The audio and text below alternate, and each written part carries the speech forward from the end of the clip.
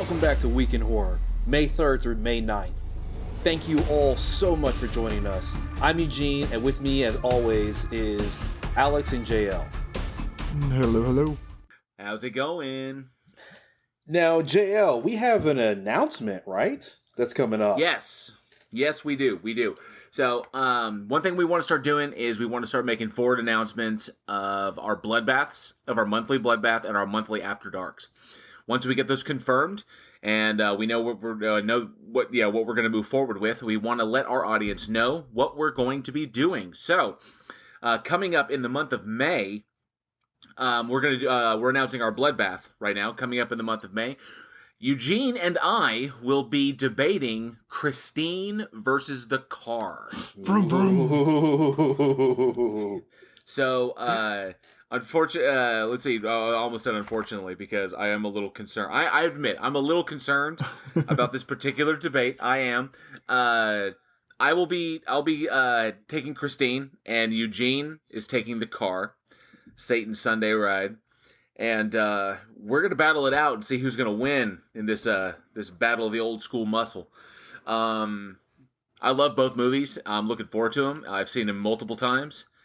I even saw that stupid sequel, The Car Road to Revenge, whatever the fuck that was. That was sweet Christ. That was bad. I gotta watch that again too. Oh, it's terrible. But I love both of them. I love John Carpenter's adaptation of Christine. I love The Car. James Brolin was just fucking sweet in that, and of course, The Car itself was badass. It was a tricked out, customized Lincoln Continental, I think. And I think it was like a Lincoln Continental Mark III. Yeah, I think it was like that, and specially designed for the film to have that big ass giant like fender, and make it looking sick and shit. And then of course Christine, awesome, 1958 Plymouth Fury. So this is gonna be a good debate. I'm looking forward to it. a little bit on car violence and kind of see who comes out on top. This will be the first one where we're actually debating horror icons that are not like monsters or people. So this one I think is up in the air as anyone's game. And of course we will announce our After Dark. Most likely on the next episode we will announce who's going to be our After Dark guest. We're still waiting for confirmation. A lot of the people, because of the whole quarantine situation and everybody's stuck inside, people have relied on other means to keep income, especially with artists not being able to go into work on movie sets, not being able to do most of what we do every single day. A lot of the people that we talk to in the industry are currently occupying themselves in their homes by doing other content, either doing YouTube content or doing podcasts themselves, finding some way to generate income. So it just means that their personal time is even more taken up. So as soon as we get confirmation, we'll be able to announce who's going to be our special guest this month. And of course, our Patreons will get the opportunity, if our Patreons of the correct tier, will be able to ask questions. Just email them to us at weekinhorror@gmail.com, and then we will ask our After Dark guests those questions. So you can get the answers that you want, or find out cool things that you may not know about. So that'll be a lot of fun. Keep the questions I'm definitely looking forward to it. We will screen questions. I'm not we're thanks for coming to our show. I guess want to know put people out. How big's your cock? And signing out. The guest was like, "Well, I'm done." No, don't go. Shit. Well, so yes, that was an awesome 5 minutes. So we will screen questions, but of course, anybody who's a Patreon of that tier will be able to jump in and ask them anything, or ask them whatever, anything at all, and then we'll ask them those questions. Other than that, it's pretty much been the same for me. I'm still essential. Then I know that unfortunately, we're all living in Texas. Yes. I know you guys. I know Alex, you're still doing contracting work and still doing that. And Eugene, things are going a little bit tough for you, aren't they? Yeah, they working in the entertainment industry, it's been difficult because I do video production stuff, and my girlfriend does concerts and stuff like that, and there's no productions or concerts going on right now. So, we've been passing our time catching up on some other stuff and watching some good movies and getting ready for the podcast and everything like that. So much Netflix. so much. Sweet, and I know that we're all a little concerned because our governor, and I use that term loosely, is planning on reopening our state ahead of schedule. That I know that's coming up here pretty soon. I know the company that I work for is also planning on reopening a little bit more staggered. We're a bit more controlled, which I really like. We've roped everything off where people can go. We're controlling our traffic flow and where potential customers can go. So we're being really controlled about it. But I don't agree with what our governor is doing, reopening our state so early. We've already seen, I think it was Tennessee and Georgia are already seeing big spikes in resurging cases. Hey, just keep protecting yourself. Early, so I don't know. Yeah, I don't know. Yeah, absolutely. Keep protecting yourself. Even if, the state does open up again, just, look out. God, be careful. We are not out of the woods yet. So definitely to all of our listeners, be safe out there. Be kind. We're all trying to get through this. Platitudes are, I'm not usually one for platitudes. So, but just, be safe, do what you can, take care of yourself. And hopefully we'll all get a lot through of this stuff is hygiene stuff you should be practicing anyways. Keep your distance from people, wash your hands, just, don't go to the grocery store, touch everything, and then stick your fingers in your nose. I don't want to wash my ass. No, it's so fucked up. I've been seeing this shit. It's so fucked up that people who are doing this shit is now considered a terroristic threat. Yeah, it's fucking. I it might sound dramatic, but it's technically biological, assault. It's literally against the Geneva Convention to go to a grocery store and lick shit during the pandemic. It's like, who was this fucking asshole who was, I think he was out and about, he was walking around, and I can't remember where, I remember just reading about it. It was just this one dude who was walking around, I think he was violating something, and then the cops went to arrest him. I think he might have been drunk, but the cops go to stop him, to detain him, and he gets mad, starts screaming, and then he starts spitting at the cops and yelling, I have COVID-19. And so they promptly lock him down. They arrested, they take him in, and they turned what would have been, I think, a public intox and a ride home into assault on an officer and making terroristic threats to a public servant. Damn. And so it jacked it up to multiple. It went from literally a misdemeanor, and he wouldn't have even gone to the tank because they weren't taking small misdemeanors into jail. They would just give him a ride home. So it was like a ticket and a ride home. Hey, dude, you play stupid games, you win stupid prizes. That's play true. Stupid games, win stupid prizes. So yes, don't be like that asshole. I know the cops out there are having a hard enough time. So are the medical professionals. I would like to send out my thanks to all the medical professionals on the front line who are dealing with this shit. Mom, I know, Alex, you have some family members that are working on this. In direct contact with the COVID-19. And so, day to day struggle of just being, you got to pay so close attention to what you're doing. And my mom, my dad's been in and out of the hospital. And my mom, she works in the hospital. So it's like, he's just like, please. It's just rough. You have to sit there and you have to watch every single thing that you touch. You got to think about it. Like, don't touch your face. Don't touch things that are going to touch your face. Where's the disinfectant? It's crazy. It's been nuts on this end.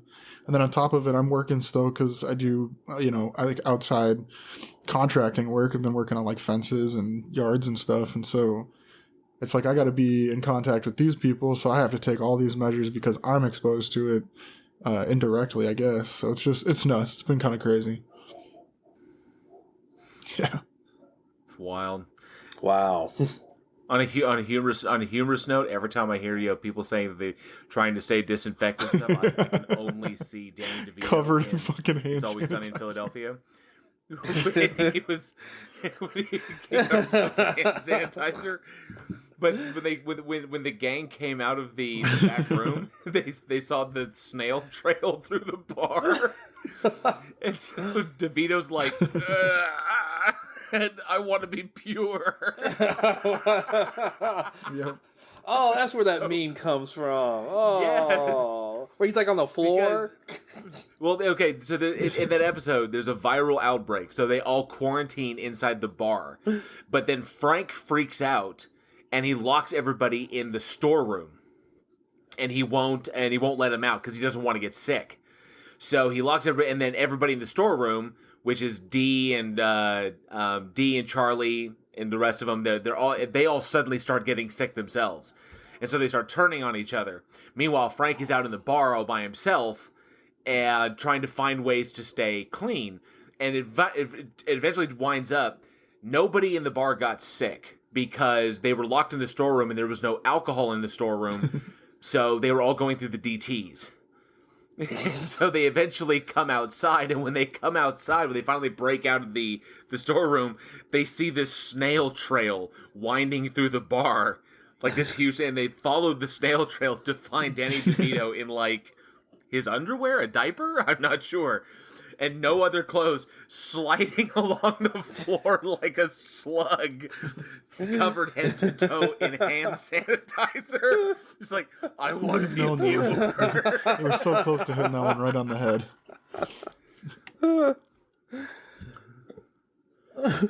And then of course, he does end up getting sick because the hand sanitizer put him in the hospital, where then he is around all the other people that are sick with the virus he was trying to avoid. So, but yes, that was I want to be pure. So, I'm sorry, that kind of went long. Good stuff. That's one of my favorite episodes. Oh, good shit. Good. All right, well, we're here to talk horror, and we're going to talk horror. So we'll hopefully give our audience an hour and a half. We can cut it down to like hopefully hour 15 hours, average 20 it out. minutes. Yeah, hour 15, something like that. Let's actually get into sounded some so horror scripted movies. Alex, what do we got first? I know. You fucking let Jill, me talk. shut up. Don't let me talk. Move Tell it me to on. Shut the fuck up. All right, hey, Shut the fuck we'll up. start this one out this week, May 3rd, 1996, with, a movie that's filled with witches and sex and a whole bunch of slutty 90s type cultures. I know it's like the 90s in a nutshell here. My with, favorite The kind. Craft. And I don't know if I said it, but that came out May 3rd, 1996. This movie was starring Robin Tunney, Fairuza Balk, Neve Campbell, Rachel True, Skeet Ulrich, Christine Taylor. I mean, this had like a huge lineup of people on it. And it was, am I saying her name right? Fairuza Balk, right? Yeah. She's a Yeah, Fairuza. Fairuza Balk. Neve Campbell. And it's not Neve Campbell. Neve Campbell. And Eve would be Neve. God, Jesus Neve Christ. Campbell, yeah. Sorry, it's been a long quarantine, No, it's guys. not Neve Campbell. Anyways, so Fairuza Balk comes to And directed by Andrew Fleming and Peter Filardi. You skipped the director and the writer. There's a lot of cool names in this movie. Yeah, directed by Andrew Fleming, written by Okay. Peter Filardi. It really is. You get a new kid, comes to a Catholic school, turns out she starts hanging out with these girls that are witches, and they fuck a bunch of people's shit up. As they should. I'm sorry, I just watched this movie, I'm like replaying it in my head. No, this is a classic one though. I remember seeing it real young. But the whole Catholic school 90s, gothic witch thing was super cool. It kind of took like the outfits of Clueless and like flipped it on its head, because you have like the iconic yellow outfit that Alicia I'm Silverstone just trying to wears, think of like two and they movies do that would like be the like Clueless gothic would be version of definitely. it. Well, I can tell you. I did. Did I cut out? Go ahead, finish the thought. That was the end of the thought, guys. No, we you guys heard okay? Oh, Oh no, you said it was like You were Clueless, all and I was trying to think anticipation all for day more. what you could compare these two movies to, because it was like a mixture between like a whole bunch of different 90s movies. I was thinking not another teen movie and something else. But yeah, Clueless and like Charmed. That's the other one. And yeah, that's because I think Charmed was inspired by The Craft on it, but this is one of those movies that is like, Well, 1996. That was the same year that because this came out May, and Buffy came out in 1996 as well. Mm-hmm. But then again, Buffy the Vampire Slayer was 1994, 1995, or might have been 94. It's been a minute since I've seen the Christy Swanson one. But yeah, this 1992. No, that shit. 92. I was 12. I was 12 when that came out. God damn. But yeah, that came out in 92. So this is 96, same time, and I think Charmed was 98. 98? Yeah. Okay, so Charmed was 98. Buffy was also 96. So and of course, you know, Alex mentioned movies like Clueless. So all of it is kind of like, I see the kind of rolling wave of 90s edge. You know what I'm talking about? Both the image and the attitude of pretty much the 90s attitude is what it was. Hell, even in wrestling. Wasn't there like a wrestling federation called era, Attitude? You know, of that time. Well, I mean, it was I don't know if there was a wrestling one of them, but I know that there was. It was called the Attitude Era because that was the era of like Stone Cold Steve Austin and The Rock and the glory days, Triple H, when these guys were up and coming. Was in the late 90s into the early 2000s. So the 90s were like the Attitude Era. And there was also, I think 1992 was also labeled like the Year of the Woman. So there was this, frankly, there was like this kind of emotional roller coaster of nonconformity, of, you know, an attitude against authority, female empowerment. And I think The Craft was the ultimate love child of all of these different ideologies that were kind of coursing through teenagers at that time. The kind of counterculture rebellion that gave birth to alt rock and grunge. Yeah, because you look at the 80s. The 80s was the glam, big production, bedazzled jackets, big hair. It was this big showmanship thing. That's what the 80s was all about. And the 90s was the counter of that. It was the people who were like, I don't want to do that. I don't want to go through effort. I don't relate to this. And so, you know, you have Nevermind from Nirvana comes out, which pushes all of this, and that came out in 91. And now, instead of having this big hair bedazzled, now it's torn clothes, the flannel jacket that's dressed down or tied around your waist. Colors go from big and bright, those like pastels from the 80s, to dark colors kind of thing. It's a complete opposite. Damn, got him. Ah! I was so good. Damn it. Forget my point. But yes, there was a I think it mirrors the counterculture rebellion from the 50s to the 60s. Was very like, you know, in the 50s, very, you know, straight lace, very, you know, tight buttons. Yes sir, no sir, that kind of mentality.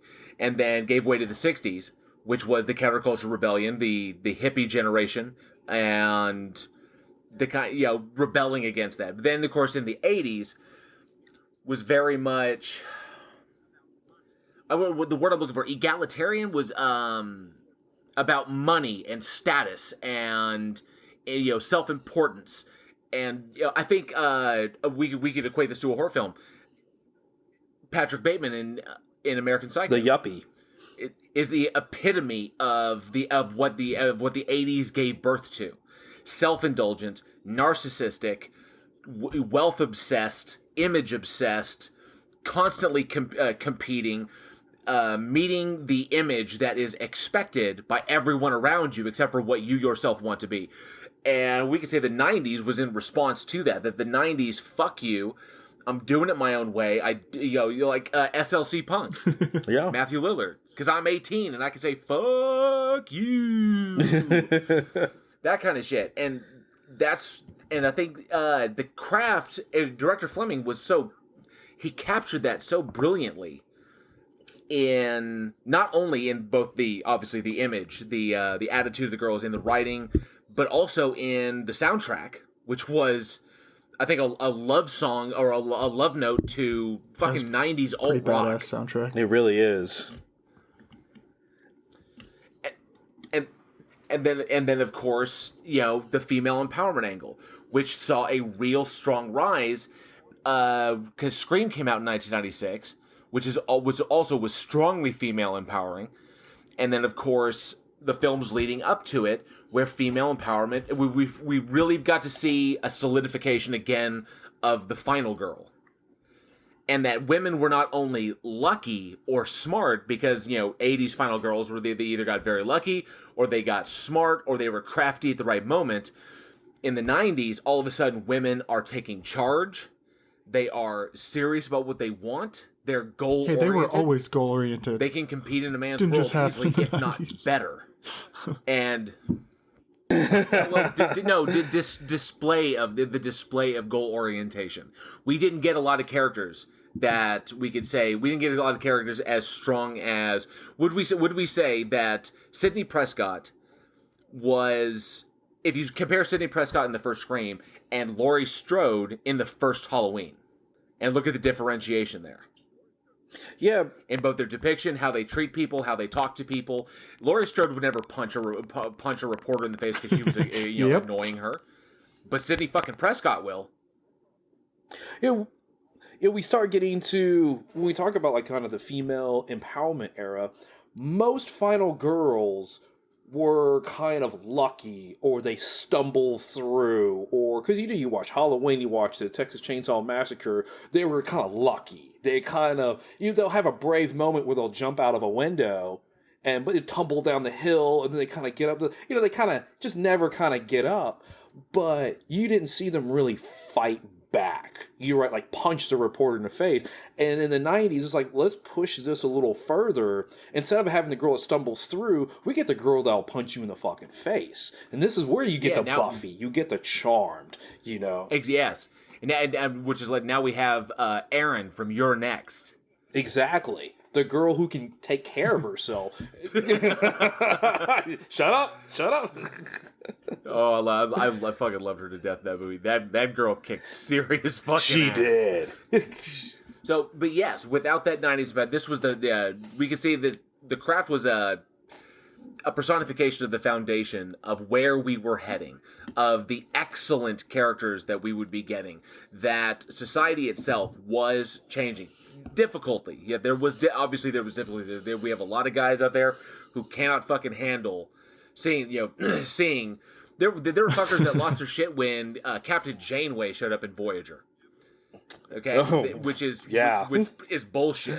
Which is absolute bullshit in my personal opinion. One of the, I think, second only to Picard. Go ahead and send your hate mail to I'm gonna get some hate weekenhorror@gmail.com. mail for that one. /JL. Fuck you, Kirk was God. It's like, no. No, Picard was God. But continue. There you go. Yes. So I like that we had this, and also we have to make the film has aged beautifully. The special effects are a little dated, but that could be forgiven for the writing and obviously the acting, because these girls at that time, Robin Tunney, Fairuza Balk, Neve Campbell, who was hot out of Party of Five, Rachel True, it was a very good movie so overall. Wonderfully done. And it's like, no, go ahead. I enjoy going back, yeah. It was because, go ahead. No, because it captured the 90s so well, that's why it's aged. Where you watch some of these other movies from the news. Yeah, you do. You watch it and you're like, this is the 90s. I feel today how I felt watching it when it came out. But it wasn't, might be a nostalgia thing. It's not one of those films that was just like overhyped and mainstream and stuff. It was just like all around good movie, and people saw it for what it was. It's like you can ask anybody my age and we've seen it. It was just one of those like childhood staples, at least around my group. Everybody knows it. But did you know that they are talking about a reboot? Yes, I did hear about this. A lot of the charm of this movie is how well it captured the culture at the time.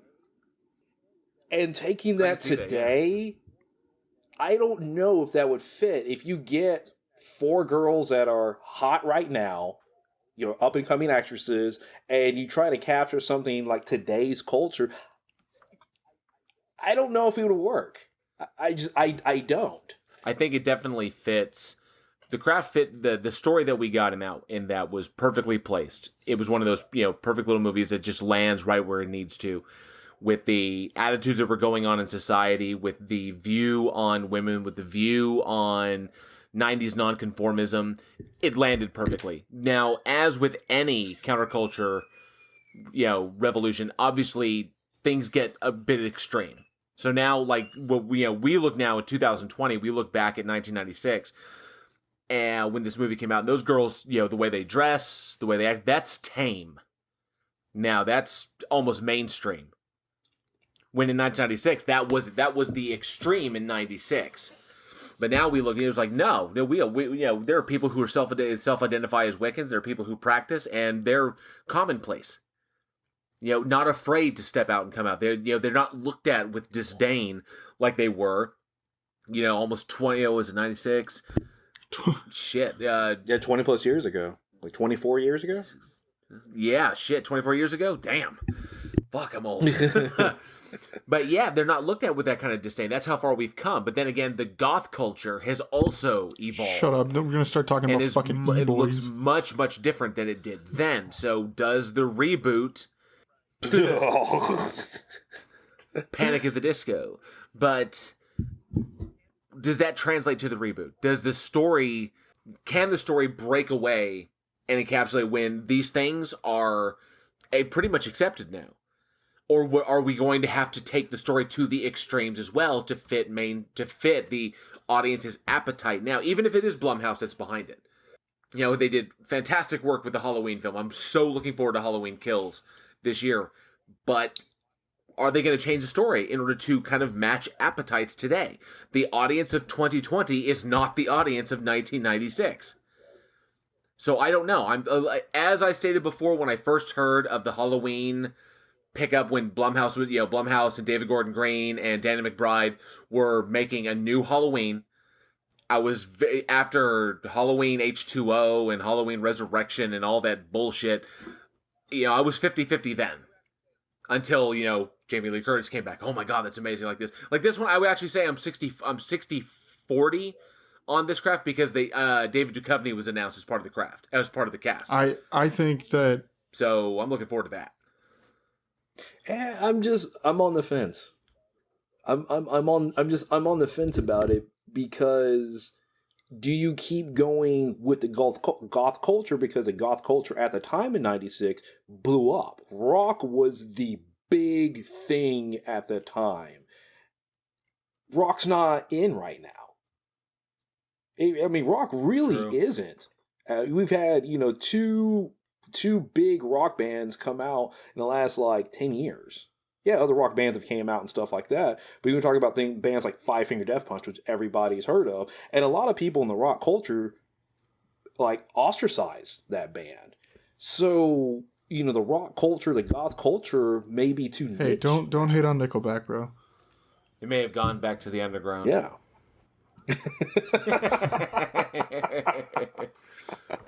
I'm very curious. I'm curious, but I'm keeping myself. I'm going to withhold my investment until I know more about it. I was 50-50, then I heard about David Duchovny joining the cast, and now I'm 60-40. Because I love Duchovny in everything that he does. I loved him in Californication. He was amazing in Californication, obviously the X-Files. Age of Aquarius, I thought he was fantastic. So I got who didn't love him in Zoolander? Come on. Hand models, baby. Oh yeah, that was awesome. So I'm looking forward to it. And the question is, can lightning strike twice? Can Blumhouse knock this out of the park like the Halloween knocked it, like their Halloween reboot knocked it out of the park? Or their Halloween sequel. Technically that was a sequel. That was a 40 years in the making sequel. So can they knock it out of the park? I'd like to know what the audience thinks. I mean, they're all around our age, or they're around for the 90s. Do you think they could bring back that nostalgia, keep the same storyline, just go back and try to do a period film, I guess you could call it, because we're fucking old now? Or, if I don't know. Is the audience looking forward to it? Let us know. weekenhorror@gmail.com. You know, a little bit of trivia about this movie, something that I found out while I was rewatching it. Originally, Robin Tunney, who played Sarah, originally was not going to be Sarah. She was originally she originally auditioned for and wanted the role of Bonnie, Nev Campbell's character, and it would have played well because she was in Empire Records before she did this movie, and in Empire Records she shaved her head. So having a shaved head, she felt comfortable auditioning for Bonnie because they could have worked that into the fact that Bonnie is covered in scars, and they could have worked that into the character exactly. So that would have played quite well. But then the producers liked her better for Sarah. She had a more innocent look about her, a more girlish, innocent look about her, and so she had to wear a wig throughout the entire production. Yeah. She said it took an hour to put on, an hour to take off every day of filming. Whoa. Woof. But yeah, I like thinking of that. Just what Robin Tunney, because she's an amazing little actress. I would have loved seeing her because you've got that character and how dark she would have gotten. Balkan, like she's just dark. Like, you know, the gothic queen of that era. She was always playing those, like, you know, angsty teenage girl. And so I mean, like, it works, but it would be definitely there would have been a lot more depth to it if it went a different way. When we say, yeah. I think it was Return to Oz that just kind of left her in a borderline state. Because she just never recovered. That movie would have fucked up. Everything after that was just PTSD-induced acting. It's never recovered from It's not even acting anymore. I'm fucking nuts. Still. Good times. Still, Vicky Valancourt. I love her to death in Waterboy. Oh, she was amazing. Do you want me to kill them? Want me to kill them? Good times. No, don't do that. Okay. All right, JL, you got the next one today. Oh, she's so brilliant. Yes, I do. So we are going staying in the 90s, but going back a little bit. We have got this one came out May 4th. This came out a month before I was born. Tales from the Darkside, the movie. I was picturing JL's face. I was about to turn 10. Oh, COVID. God, I hope not. Catch it through this I do not have the COVID. I am not. No, I don't. Take it through the microphone. But yes, Tales from the Darkside, the movie, directed by John Harrison and written by Michael McDowell, who wrote Lot 249 and Lover's Vow, which are the first and third chapters, because this Tales from the Darkside, the movie, was a film anthology. And so Michael McDowell wrote the first one and the third one. George Romero wrote the second one. And those were based on stories by Arthur Conan Doyle and Stephen King. So a lot of pedigrees went into this. And of course, starring Deborah Harry, that's right, from Blondie, and Christian Slater, David Johansen, William Hickey, James Remar, Radon Chong, Julianne Moore, and Steve Buscemi. We had a large number of young, now A-listers in this one. But the film is an anthology that is framed by a witch. The framing narrative is a witch has captured a little boy and is preparing to eat him. And in the process of preparing him, or setting up the kitchen to get everything ready, the boy tells her three horror stories. And those horror stories are what make up the movie. The first one, Lot 249, about a mummy being controlled by an angry college student. And then, of course, The Cat from Hell, about a hitman who is hired to kill a cat, but can't seem to get the job done. And then, of course, Lover's Vow, about a... It's about a thing. I don't want to spoil that one for the people who haven't seen it. Yeah, it's about a guy who makes a promise and then breaks that promise and pays the consequences. You think so? I just don't want to give too much away because that's the best one of the three. It's my favorite of the three. It's my favorite too. So I don't want to spoil too much if you haven't seen the movie. If you have, you know exactly what I'm talking about.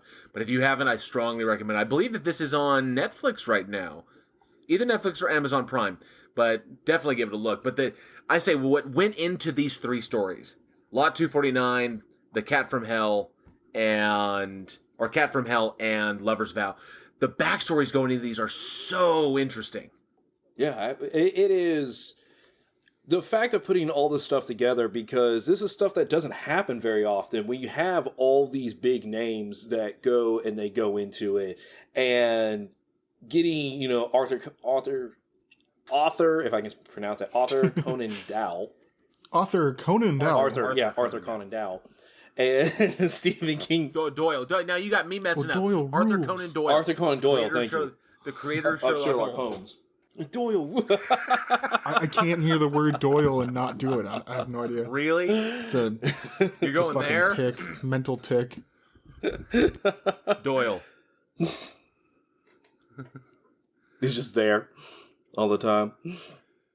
But what we really went into these is the fact that you're able to get some of these horror A-listers to come together and to work together and have their own little, their own little styles, do their own little things, and actually work it together until you get one movie, which is really awesome.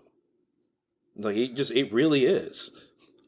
I really dug because of course you had Tales from the Darkside, the series, and each one, I think, and not really in competition with Tales from the Crypt, because both films have a long, or both films had a long history, both going back to comics.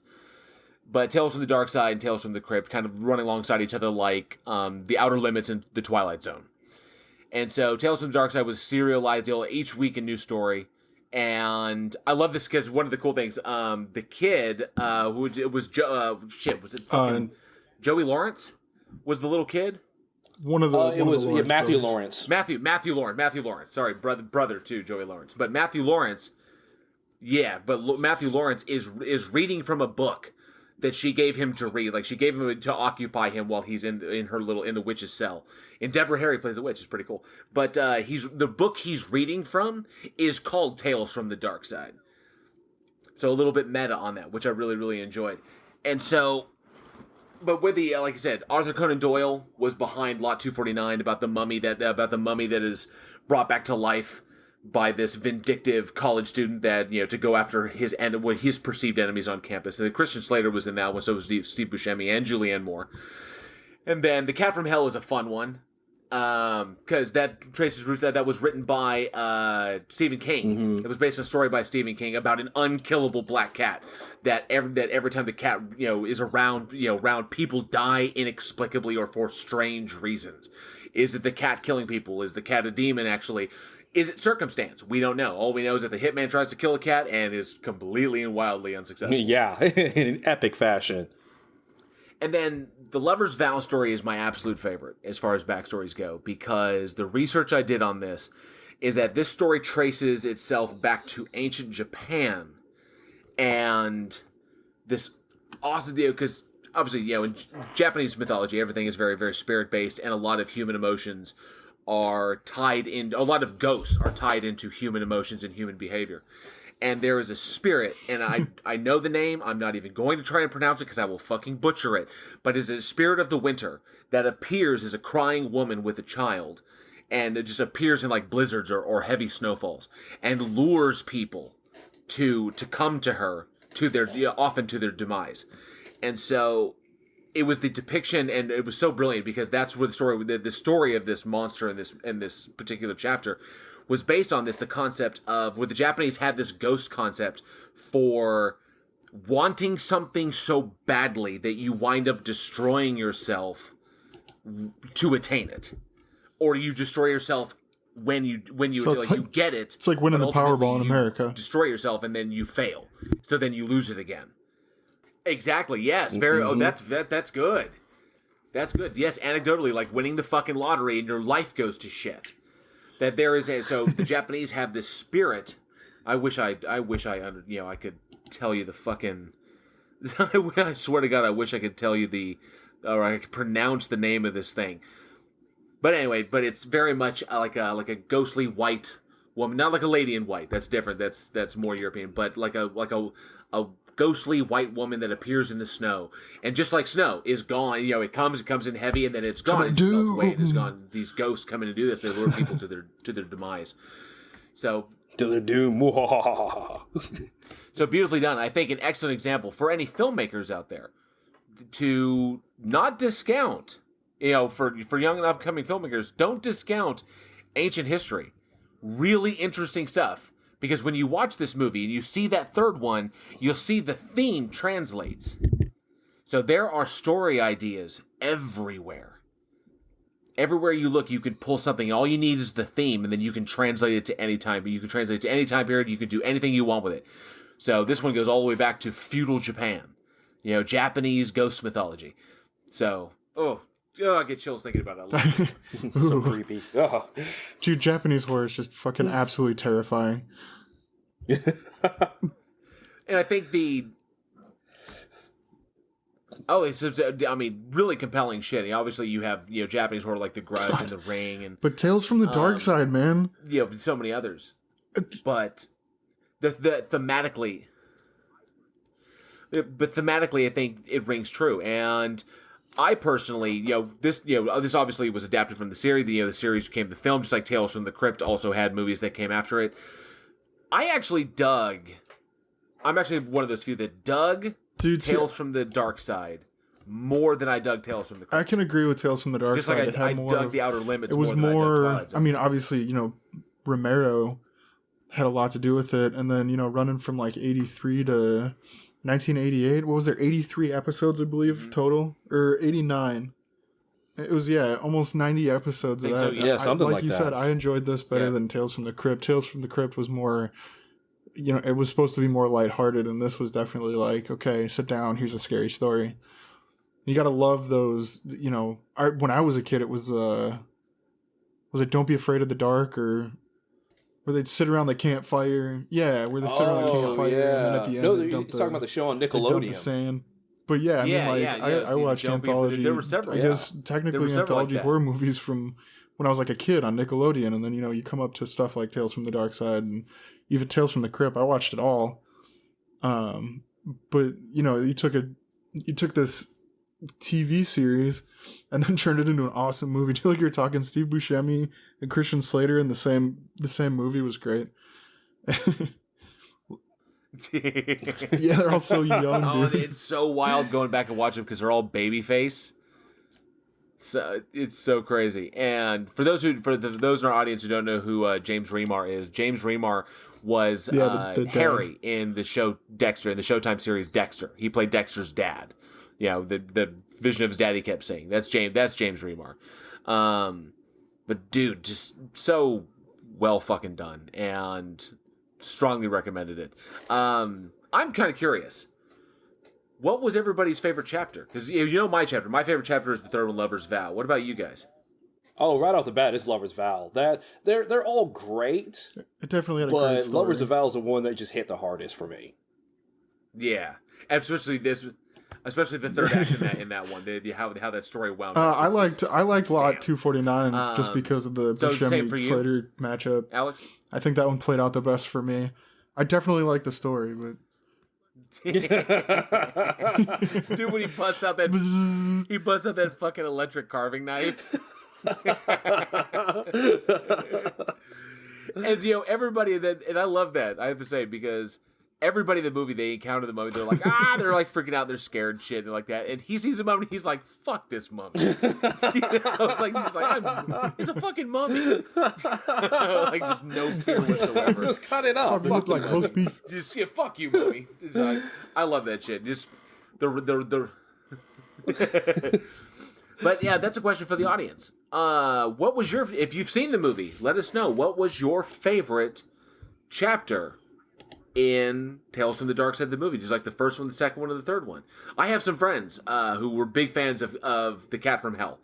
Because it was the classic, the cat came back the very next day song, and they dug it. It is. And the idea of a professional hitman running around this mansion trying to murder this cat was just fantastic. So it's just been spoiler alert, the cat lives because it's so brutal.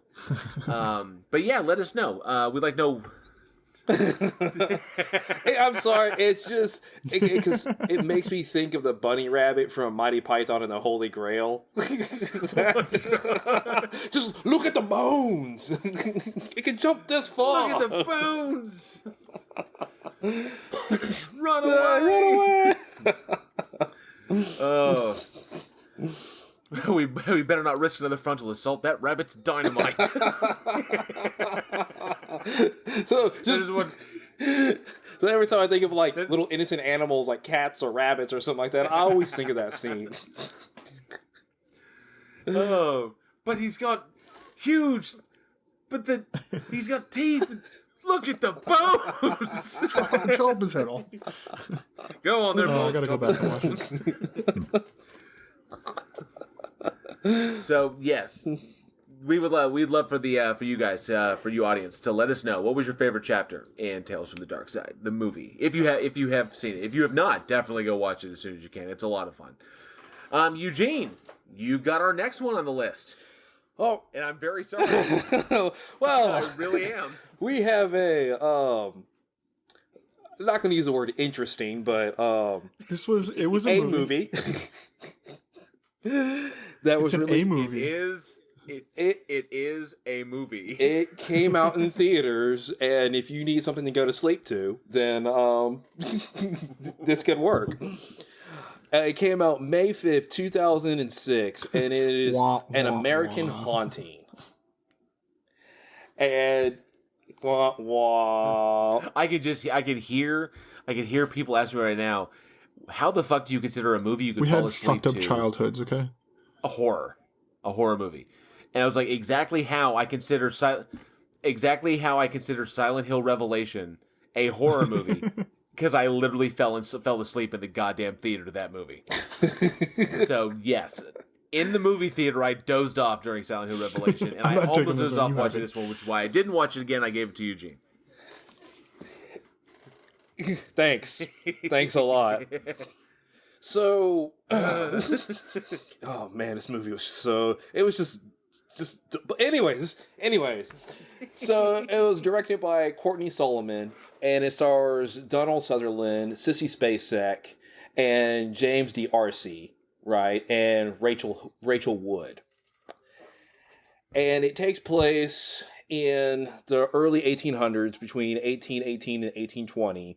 And I remember seeing the trailer for this when it came out, and it had the spooky like line in the trailer that was like based off of true events and the only documented case in U.S. history that was validated by the state of Tennessee, in which a spirit kills somebody. And I remember seeing that like little tagline. I was like, that's kind of cool. That was it.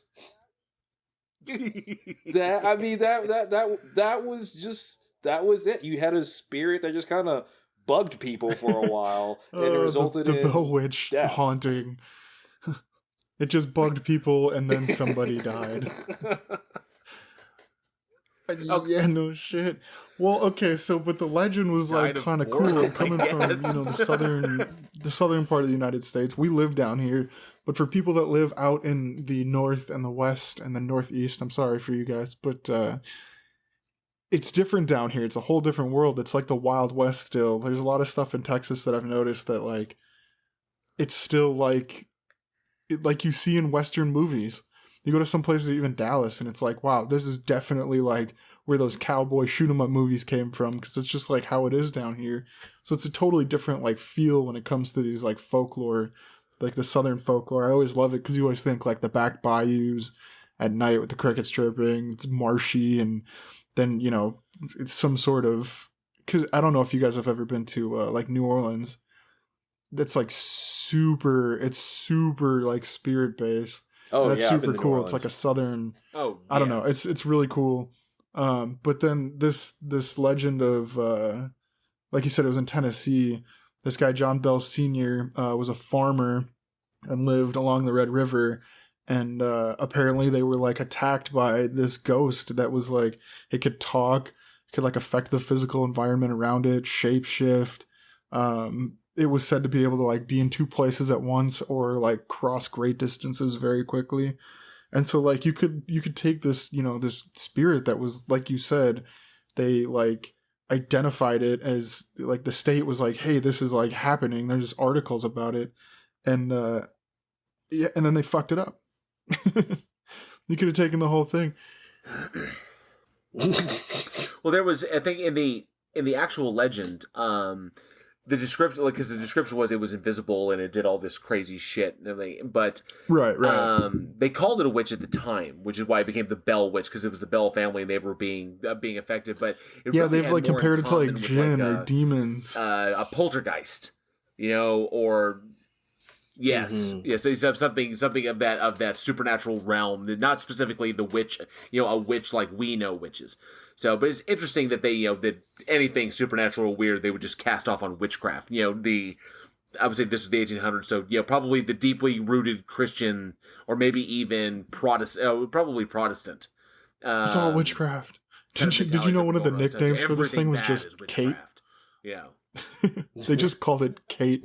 This is Kate from the cave. Like, she had like a name. That was at home. it. Just Kate. 1817 people were like, whatever, just stay on your side of the cave. If you had said Karen, it would have been great. Running around bugging people. If you had said Karen, that would have been better. It would have been. It would have been fantastic. I think Kate was a Karen of the 1800s. If you go on to Wikipedia and look up the Bell Witch haunting, when you open up the Wikipedia page, on the right-hand side, there's a picture, and it shows, underneath the picture, it's a caption. It says, William Porter attempts to burn the witch. And he's just holding this witch, like, picks her up, hoists her up, and walking towards the fireplace, like, oh, time to go to hell. Like, it's fucking hilarious. Into the fire. Just the with Bell you, Witch. William Porter rag. attempts to burn the witch. Illustrated 1894. Here we go, radio.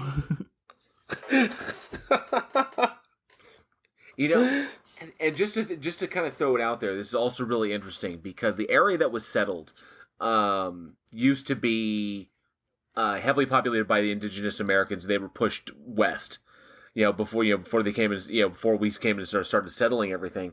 So some of the things that they saw the Bell Witch, what they reported the Bell Witch turning into, were large dogs or strange animals, right?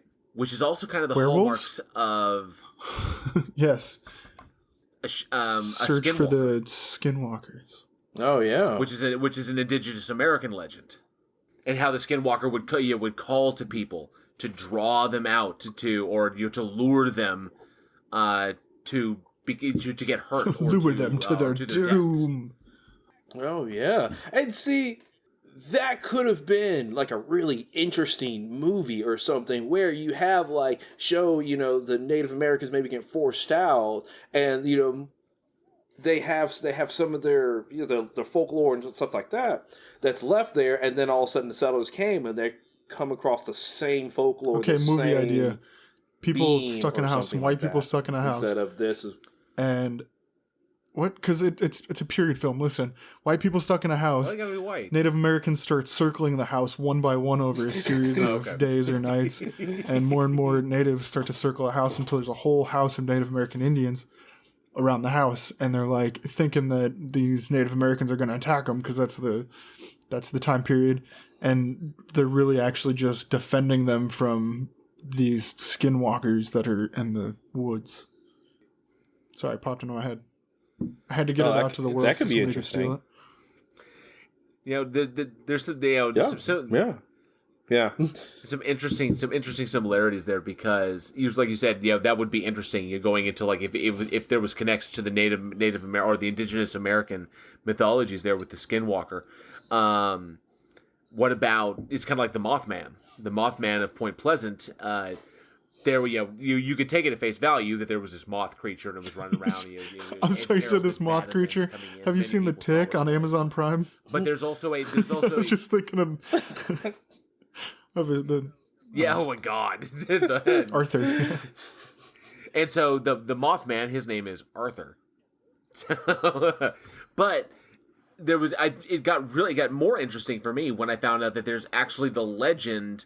There was a little talked about legend behind the Mothman of a curse put on the area by the chief, by the indigenous American chief. I can't remember what his name was, Corn something. But anyway, when they were driven out, he put a curse on the land. and terrible things would be, and so that got even more interesting. Now, obviously, I don't believe in curses. I don't, stuff like that. But that makes the tale much more interesting. I think would make for a more effective movie going into that, because then you can kind of keep it grounded in reality, grounded in the history and the reality and the belief structures of that time. That probably would have helped in American Haunting, because even with the tie into modern day shit, I mean, we'll go small. This was a very, very fucking confused film. This movie did not know what the fuck it wanted to be. It did not. So it's either a possession film, or it's a ghost film, or it's then you have the modern day deal where it jumps to modern day, and it's the daughter acting weird and something wrong with the daughter, and is she possessed by the same creature, like that? But no, the creature's trying to warn her, because something bad's happened to her with the stepdad, and it jumps back and forth, so it's off-balanced. It's got wasted talent. Donald Sutherland and Sissy Spacek, two of the greatest actors of their generation. And so bored. Just with nothing to do. Rachel Wood is actually a very talented actress, just wood-faced throughout the whole thing, and just reacting. Give us a scream, give us a yell, give us a writhe around, blah, blah, blah, blah, blah. And nobody knows what they're doing. It was almost probably... that is probably the closest I think you could feel to living in 1894. Nothing to fucking noise? do Probably except nothing. the chores Trim the butter, and wonder Sally. what's outside. And because even in the period piece, because I love historic films, constantly switching back to modern day, it just takes you out of it. You imagine watching The Witch, and then in the middle of that, it goes to here's a wife and kid You're at watching a house The Witch, and all of a sudden you Maryland. see the cast Present of the Blair day. Witch Project run by on screen. That'd be horrible. Chasing behind him. Then the creature from the village. And that's what I was about to say. Now all of a sudden we're in the village. That's fucking funny. Okay, Dude, that'd be a good spoof movie. Okay, someone's gonna steal that and put that in a comedy, in a comedy horror. Be the witch, and then the filmmakers from the Blair Witch Project run by in the background while being chased from the monster in the village. Yo, this is how fucking Tusk got made. Exactly. Is a fucking idea like this, and then all of a sudden there's a movie made after it. So hey, if you make a movie with our witch, Blair Witch, and the Village idea, Or at least let us know that you did it so we can watch it. Give us a little bit of credit in the credits. We'd appreciate it. Yeah. That's what you did. So, or maybe what if it was a surprise? What if we went to the theaters to see a movie and that scene was fucking in it? And we'd be like, yes! You can use that idea. But you gotta let us know. You gotta give us a little bit of credit. I'm not looking for money. Just give us the credit that we did, because an idea like that, you just can't pass that up. But I wish this film knew what it wanted to be, because the premise is excellent. Especially the deeper you go into it, and the more you understand of it. You take an idea like that, the supernatural. It feels very much like Eugene said, like The Witch. Okay, where you have basically what you'd consider to be an ignorant family, deeply religious, with biases about the world and how the world works, and you could play into that, that they are as much affecting themselves as whatever supernatural entity that may or may not be there is affecting them. But they decided to go full on supernatural. It was a spirit, but it was possessing, but it was a poltergeist, but it was warning somebody. I want to warn you, Doesn't but I really also want to mean harm, fucking but kill it does you. mean harm. We don't know. And it was exactly. And I hate seeing A-list talent with nothing to fucking do. It makes me so sad. It had to be a paycheck movie. It had to have been. They must have been just offering money like that one, because I wish somebody would actually go and tackle this subject matter with I guess with a little bit more love for the subject. Definitely could be done. Because it really is interesting when you get down into it. It really is. It really is. When you talk about just that documented case of a spirit death, confirmed by the state. That's interesting. Just like they just announced UFOs earlier. Wow, that's not. okay, and and that's barely news this year. Okay, don't spread misinformation. The videos, I'm sorry, back in I gotta address 2017, this. yeah. The videos were already leaked. I was just before, fucking in around, 2007 sorry. 2017. They were already leaked. We have already seen them. The Pentagon finally just said, yes, those videos are real. That's all they did. Technically, they're still UFOs because Yeah, they I'm did just not saying. identify them. They are UFOs. We just don't know what they are. Sorry, I didn't realize that was such a sensitive subject. Did we lose connection? Uh-oh, sunspots. Wait, say that again? With the UFOs and everything? Yeah, that's Yeah, that's definitely a touchy subject. Nothing surprises us anymore. It's not even a surprise. People are just like, yeah, whatever. But it was just all over the place as a film. It was. They didn't know what it wanted to be. It was inconsistent, and the spirit or something that they were dealing with, it was sad. Bored. Yeah, I was bummed. I wish it could have been better. Otherwise, just another run of the mill possession film. It was. Oh well. But that's what we got. And this is actually what I want to ask the audience. I know we ask a lot of times, it's like, what's your favorite movie or favorite director or favorite entry or something. But I'm going to actually ask something a little bit different that we don't ask very often. What is the most... shit? What is the most boring horror film have you seen? Because there's some out there.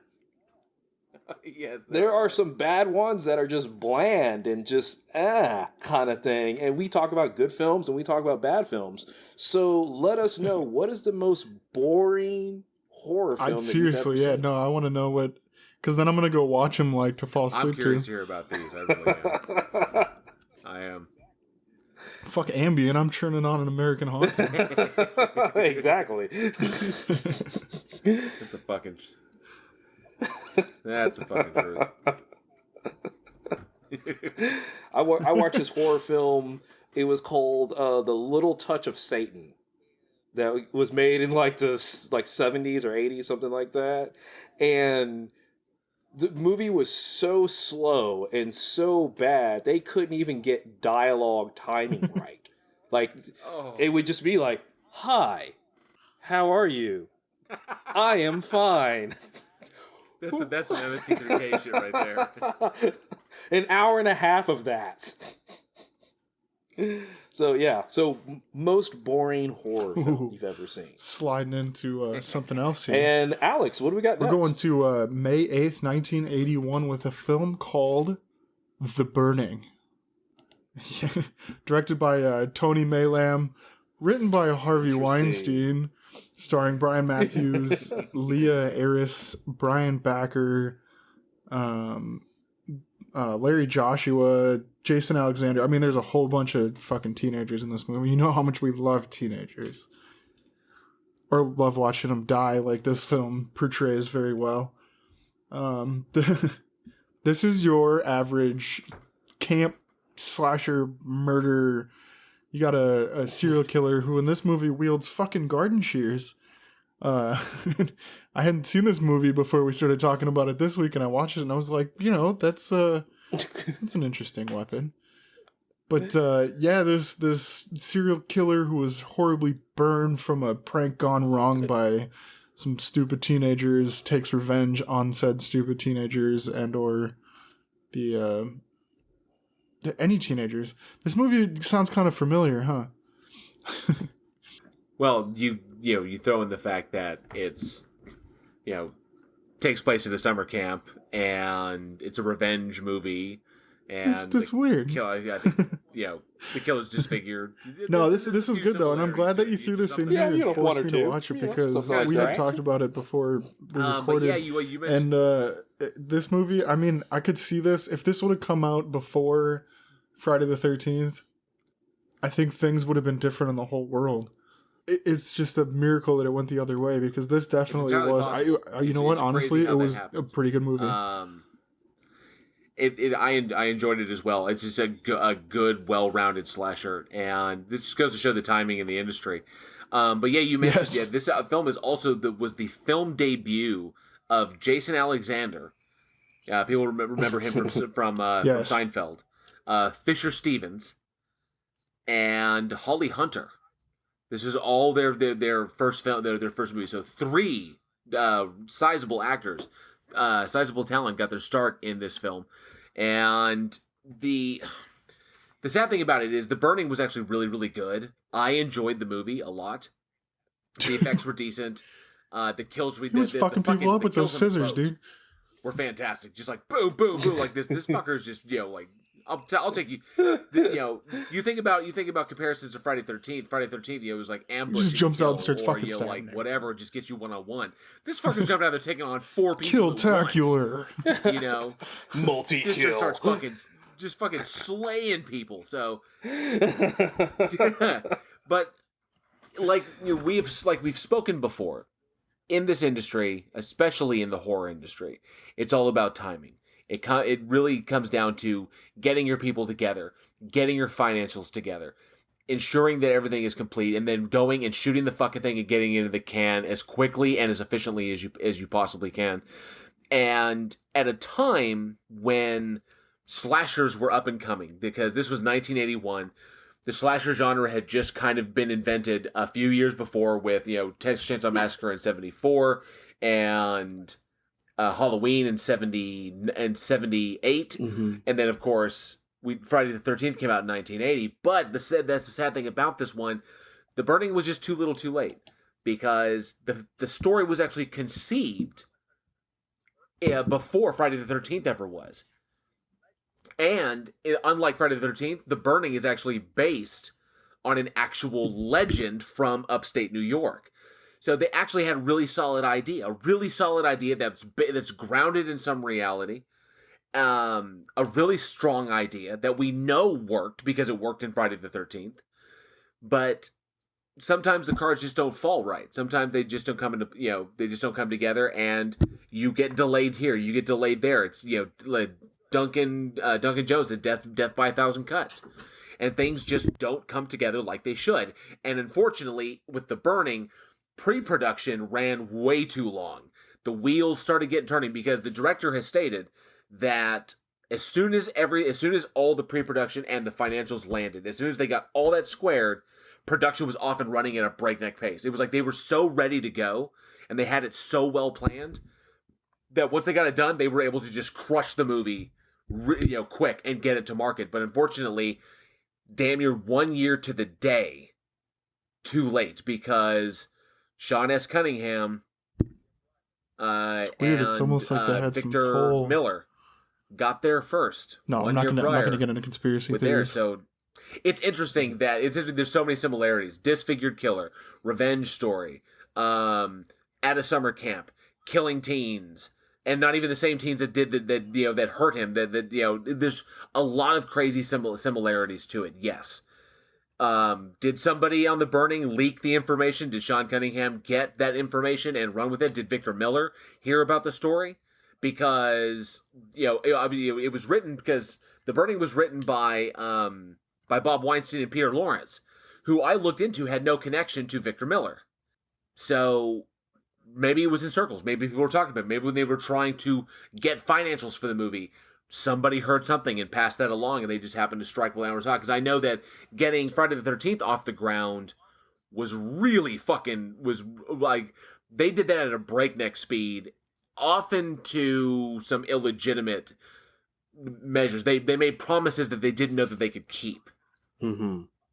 And so, because nobody had any idea that Friday the 13th was going to be that big, but Sean Cunningham wanted to make a fucking movie. So he was willing to do anything to make a movie without worrying about it being successful. He believed in the idea.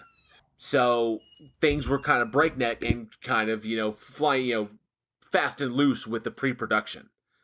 Okay, which is why you have to admit, Alex, The Burning is a very polished slasher film.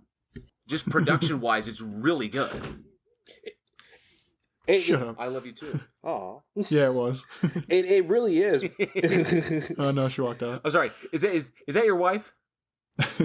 Anyways, yeah. Oh, she's not in the room Quarantine 2020. Yo. You're correct though. It was well done, and like you talk about Friday the 13th getting off the ground so fast and stuff, and honestly, like I think probably information probably got leaked. And they're like, hey, they're really fucking onto something here, and then you get somebody that's like, okay, well, I wanted to make a movie, let's do this one before they do. It's not. I don't believe that coincidence is the word to use here. I think honestly, probably somebody in between was like, hey, for the right price, I'll give you an idea that will definitely take off. And then you get, Friday the 13th, which, you got the machete, and it's definitely like iconic, but those hedge trimmers or the garden shears or whatever, like, I don't know, that was just so much more creative. And the kills in it were like you said, it wasn't just like, divide and kill. It was like, I'm going to fucking murder the shit out of all these people at the same time. It was a lot more scary, like this guy, you didn't need to have like the background story exactly, and strength, or he's dead and alive. You got this badass motherfucker who, like you said, was folklore. It's like everybody knows the story in upstate New York. And so I don't know, I think maybe stuff got leaked out, but I definitely enjoyed The Burning a lot. And I think that the whole thing could have been huge. It could have been if. Imagine if theirs came out first. No, I'm just kidding. It'd be wild. But yeah, imagine if it did. Imagine the world if this legend was just that. I don't know. You know what I'm saying? It would be crazy if that was the first one, and then would Friday the 13th even had come out? If this movie had come out first, do you think that would even been? Yeah, maybe. I mean, you already got a legend behind it that's already established, and so for those of you who don't know the legend, it has a legend of Cropsey, and Cropsey was a long time ghost story that was told up in like the Staten Island area. And it was he had a hook for a hand. He had, or some versions he wields an axe, and he would go and hunt children in the woods, just like you would like any kind of a slasher film. And it's something that was told and told and told throughout in that area. It was just in Boy Scouts, that was a common campfire story that was told, and then it ended up getting kind of the ante upped when an actual serial killer started using woods by Staten Island as his hunting ground, a serial killer by the name of Andre Rand. And he would actually go and hunt kids out in the woods to murder them, and he was eventually captured.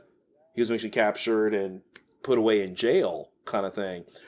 But he started actually killing in, I think, 1972. So it kind of helped reinforce that. So now you got real deaths, you got real kills that are happening with children, and just up to that ante, which is probably why when the murder started happening, probably why the writers of The Burning were like, oh, now we can really kind of push this, because it's becoming a little bit more real, it's becoming a little bit more trying to think of the word for it. It's kind of harder hitting at this point of it. And so they wanted to make a movie about it. And it sucks that it took a little bit longer than it should. Thinking about that in that regard, and we're going to talk about this here in a second, a little bit further, but just positing it there.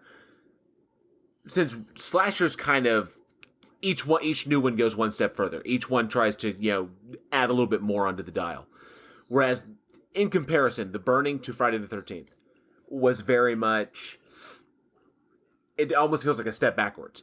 Because when you go from Texas Chainsaw Massacre to the wild, frenetic, just boom, boom, boom of Texas Chainsaw Massacre, to the sleek and clean and stylish Halloween, to Friday the 13th, you can see a progression there. But with The Burning, it's almost like a step back. Because, and the big difference between the two is, the twist ending of Friday the 13th. Mm-hmm. So, The Burning didn't have following that. The legend. We knew who the killer was from the pretty much the beginning. So, whereas in Texas Chainsaw Massacre, we know who the villains are. Halloween, we knew who the villain was. Friday the 13th, we didn't know who the villain was. and it was a twist at the end. Oh, it's not Jason, it's his mother. And then, ooh, spoiler alert. But in The Burning, we knew who the villain was from the very start of the movie. It's going to be this guy who went up in flames and survived. Now he's all disfigured and shit. So it was almost like a step backwards. So had The Burning come first, and the movies were not changed, but The Burning came first, I think it still might have been a natural progression.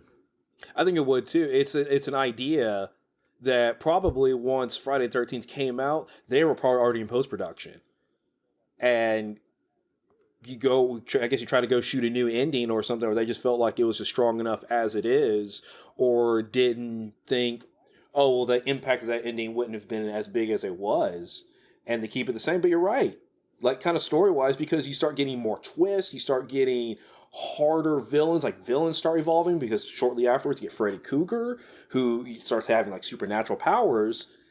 I don't know, and this is hard to like even ask the audience anything about it, because it's like you're trying to pit the same story against itself in regards to like the camp and the teenagers and the pissed off serial killer.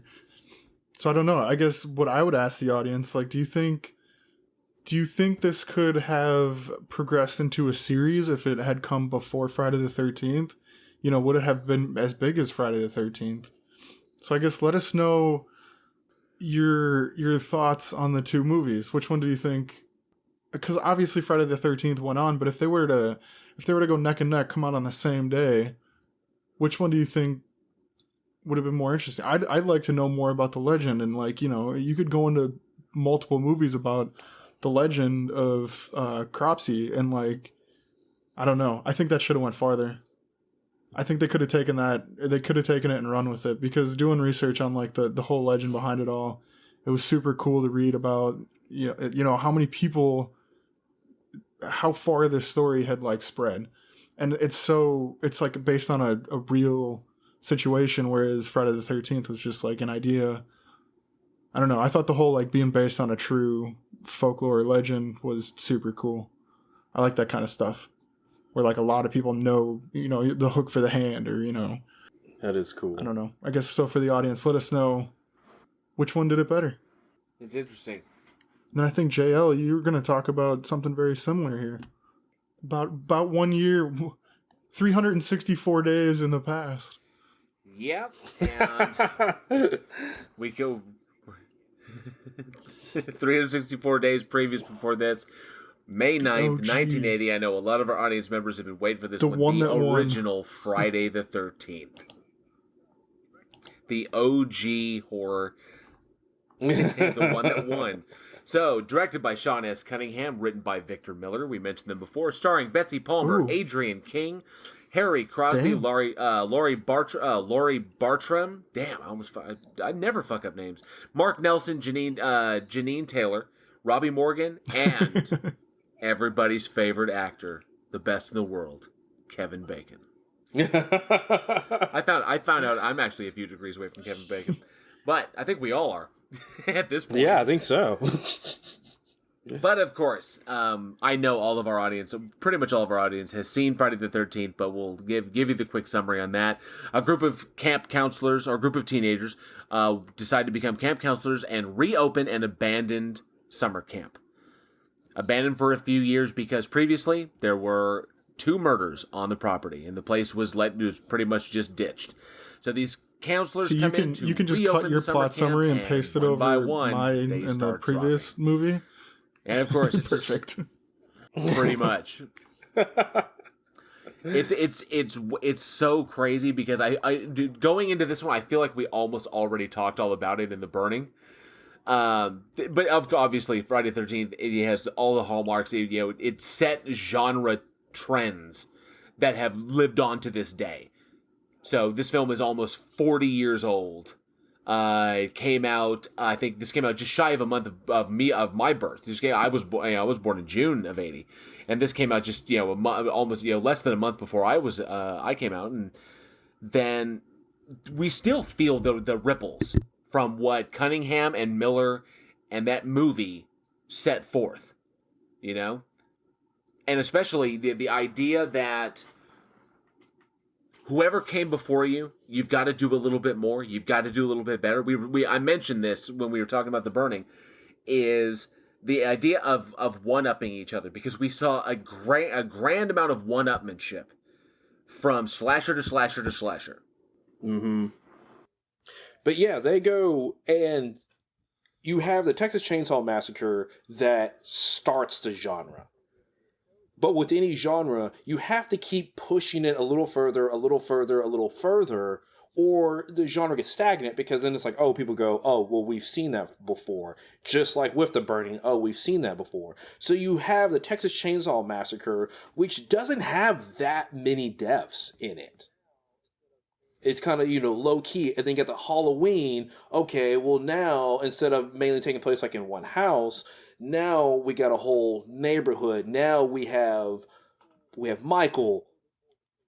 Leatherface is intimidating.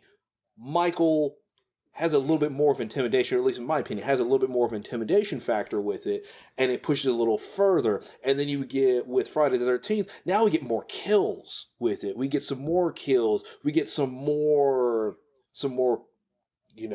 gore added to the factor, with the arrow coming through the neck under the bed. The guy that was pinned up against the wall with an arrow through his eyes when they go and they open the door. So you get some more visceral kills. It comes up right out of the gate. It starts off with just 2 kills. Even though you see like kind of the stabs and stuff like that off screen, it comes right up. Like, boom, this is exactly what you're getting. We're opening up with some kills right here, and then we're going to go into it. And then we're going to have a twist, because we know Michael Myers, we know Leatherface, those are the killers. Now, what if we twisted it? And then, just as when you have Nightmare on Elm Street comes out in 1984, now what if the villain had supernatural powers? So you have this general one-upmanship that has going with I was going to say, what the fuck was wrong with what happened in like the late 60s into the 70s to like create just this just absolute traumatic. They're like, you know what? I'd really like to go sit down and watch 2 hours of somebody gutting teenagers. Like, people got real pissed off at those greasers, man. Just fucking just kill them all. And I really dug it, because once you'd expended it on your villain, because you mentioned, Leatherface, mind of a child, has a chainsaw, does what his family says. Then you got Michael Myers, unstoppable killing machine, just, or virtually unstoppable killing machine, just going around just murdering people, not saying a word. The Sentinel, and then of course, and then all so that upped it up, because Michael was more intimidating. Michael was scary. Michael was tough. He didn't listen to anybody. You had the solo killer, wandering the neighborhood. Then you up it again. You've got Friday the 13th. The hidden killer. You don't know who it is. Where's it going to be? And then you're surprised at the end, because it has the twist at the end. Then you bring in the supernatural killer with with Nightmare on Elm Street, and then you had people playing with the beats, playing with the like, then you had movies like April Fool's Day, okay, where tried to twist it up at the end and say, ah ha ha, and then we got you. Like play a joke on them. You have people trying new things consistently to try and outdo or be the new talks about things. Yeah, like you said, it's and this like went the on whole pretty much throughout the entirety of the 80s. That whole decade was just who could have the better slasher? Who could have, because like Friday the 13th, I think it was like 181 kills throughout the series. Like, man, that's a lot of fucking people to kill in, the short amount of movie. Like, it averages out to like. and then you just reminded me, because in Texas Chainsaw it was a chainsaw. In Halloween he's got a big ass knife. Okay, and then who made kills inventive? Improvisational weaponry. Kill them with what you've got lying the fuck around. That was Friday the 13th. Is grabbing something nearby and smoking them with that, and often to his detriment, because we went from shooting people with harpoon guns and killing people with arrows through the neck and machete to the head or corkscrew to the hand and then butcher knife to the face to sauna rock in the yacht, whatever like this. Although I will admit, the electric guitar kill is one of my favorites in that, because he swung. You could tell Kane Hodder was in that suit. Kane Hodder was wearing that suit. He just reached back with that fucking guitar and was like, ah! You could tell he really enjoyed just sleeping bag kills and stuff. So Friday the 13th took it to that point. Then everybody's got to be inventive with their weaponry. Everybody's got to be inventive with who their killer is. Then of course, is there multiple killers? Or, is it a ghost or like that? And it just gave rise. This is the level of competition that makes. And I was just thinking, because I watched American Horror Story 1984, which, I was like, we were talking about this, and I was like, could we even do slasher movies now? You can do like scary murder movies, but could you do like a good old fashioned slasher film? And American Horror Story just did. They just did the whole season as it's all camp counselors, but also like. The Night Stalker was in it, Richard Ramirez, and then, it was like, oh, this guy that wants to kill all the camp kids because they're reopening the camp. And so they like took all these, tropes from all these slasher movies and stuck them into a series. It was fucking fantastic. So like, I think this is something they could definitely bring back. I'm sick of not... I love the older slasher movies, but then if anybody's tried between, I want to say like 95 or 98 till now, like it hasn't really turned out great. I mean, like My Bloody Valentine, I guess, would kind of be like one, but go if you get a chance, go watch this American Horror Stories season. I think it just came out on Hulu. It's fucking fantastic. It brings in all the good tropes, and it actually, like, it's not spoofy, so it's like an actual storyline. And then you get some cool shit because they bring like Richard Ramirez in, except he actually like works for the devil. So there's like demonic possession in it, and there's ghosts, and there's slashers. It's fucking fantastic. We started talking about this movie. I got so excited because I was like, yay! I get to go watch them all again. Hey, don't forget there's a Canadian anthology horror series. Anthology being like American Horror Story, but a Canadian version, or a Canadian anthology series called Slasher, where each season is a new story centering around some just like American Horror Story. Entity or being or person or whatever, where it's and it's really brilliant. But each series or each season is like its own contained film, where there's mystery going around, and it unveils episodically, which I think lends itself to the serial, or lends itself to the slasher genre very well, because when you have episodic releases, it kind of you can build the tension over a season, and these seasons are only like eight episodes, or 8 to 10 episodes long. So, but even that's 10 hours, and then you can build that tension very organically. You can let things grow, other than you're trying to condense everything to an hour and a half. And see, that's and see, that's interesting because you can draw it out a lot more. You can dive into these characters a little bit more, so you can make some of the kills more impactful. Pun intended. When you get somebody, if you get somebody you care about. For example, we talk about like the new Halloween movies, or the Rob Zombie Halloween movies with Danielle Harris in the second one. Oh yes, I mean, where it like hits, and you're just like, oh, I'm watching a slasher movie, and I care about this person. It broke my heart in Halloween 2. That did. To go do, people know where I'm coming from. People feel me. That broke my heart. To go through what she went through in the first Halloween, and to have to go through it again in Halloween 2 and not come out, that just, that hit me in the feels. It did. That hurt. That did. That definitely hurt. So, definitely the best thing about me, obviously, this was the time period, the 80s. My generation. Where we can affectionately call it, I would say, the slasher generation. The movies made, I think, for the societal... what's the word? What word am I looking for? I don't know. The 80s vibe? The societal misguidance manifesting itself into films. Everybody's fucked up mind just kind of snapped and they went for it. It's like we want to see how many people we can kill in the next 10 years.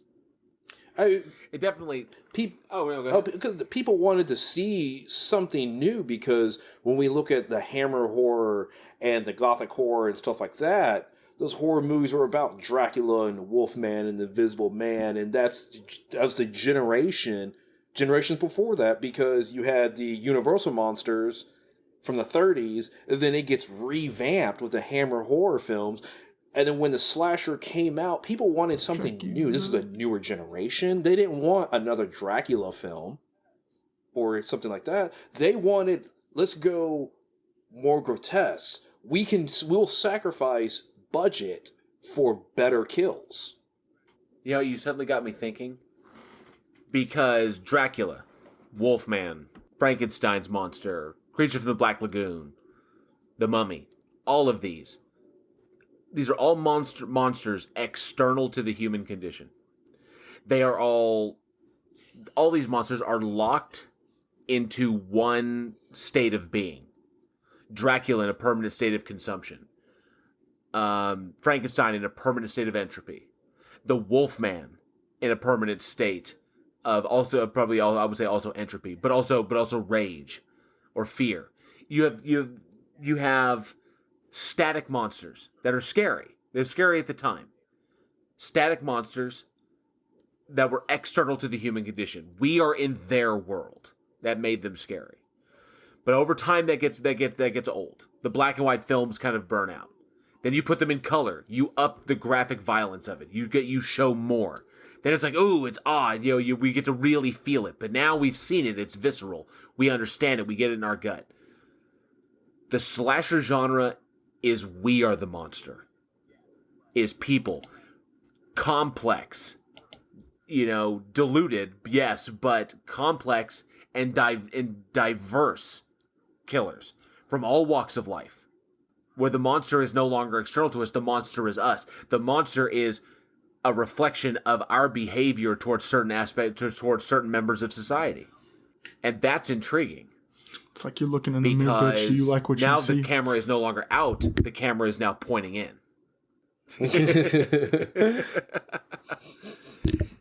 Interesting. It's just something to think about. Flipped. Huh. Wow.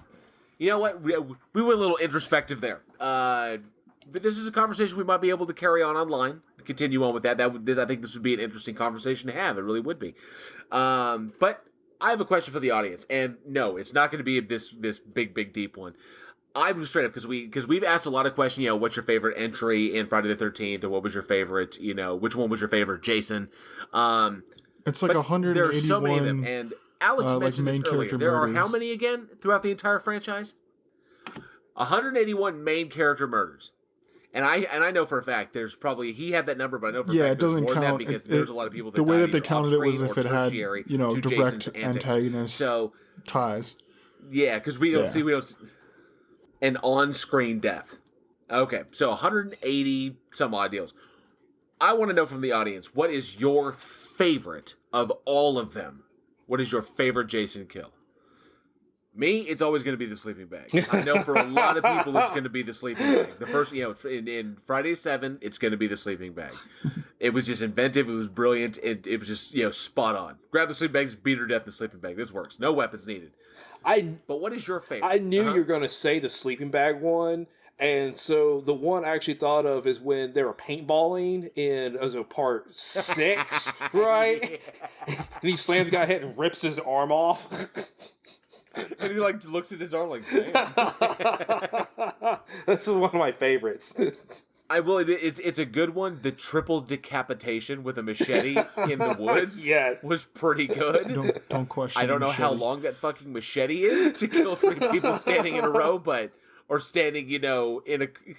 Don't question the machete. The machete does what the machete needs to do. But the triple decap was fantastic. There's some good ones in 6. When the chick gets her face pressed through the wall of the side of the RV, I always did. That's just an amazing looking kill. And then of course he's standing on top of the RV like, what bitches? So many good ones. the hacksaw to the neck and then, like goes halfway through the neck and then breaks there's all kinds of cool stuff. Corkscrew in the hand of Crispin Glover and then a butcher knife, the big butcher block knife to the face. But my favorite will always be the sleeping bag. Because, just just like, ooh, like Kane Hodder almost conveyed it like, this is like, Jason got the idea for the sleeping bag, like right there. Oh yeah, I could do this. Boom! It's just like that. Does that I was thinking about this, and we just talked about Jason X, and there's probably a handful of them in Jason X that I could say are my favorite from the series. But and I was thinking about it too, and honestly, I think one of the ones that sticks out in my mind, because I think maybe I was just at the right age to remember it, but Freddy versus Jason, like at the beginning, like opening scene, the teenagers are like doing it, and then they like stop, and then for whatever reason, the lighting and the camera angles and that specific kill always stick out in my head. Just right at the beginning of Freddy vs. Jason. I know it's not really in the series, I guess technically, but it's still Jason. For whatever reason, that one always sticks out in my head. It's considered canon. Yeah, it has some good kills in it. But yeah, Jason X was fun. It does. It has some fantastic kills in it. Oh yeah, very good stuff.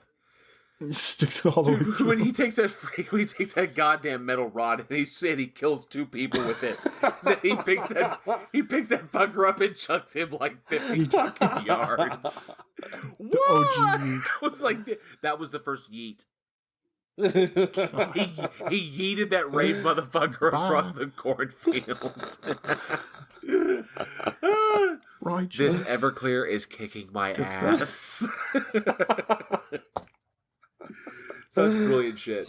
But a lot of fun there. But yeah, let us know, audience. Hit us back at weekendhorror@gmail.com. Let us know what your favorite Jason kill was.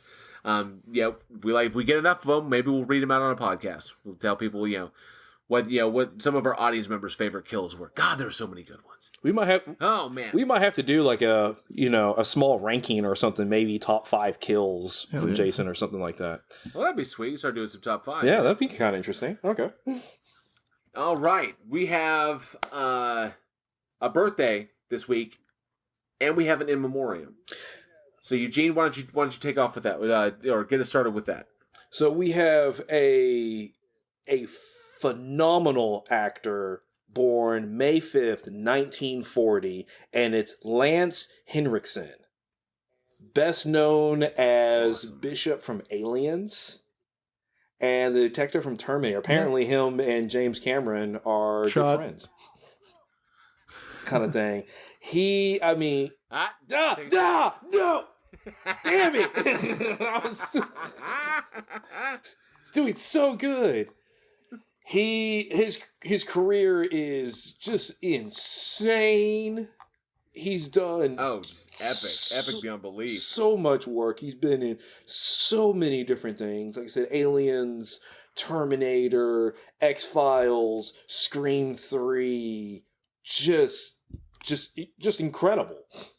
Some really cool things about him. He's ex-Navy, or he's former Navy.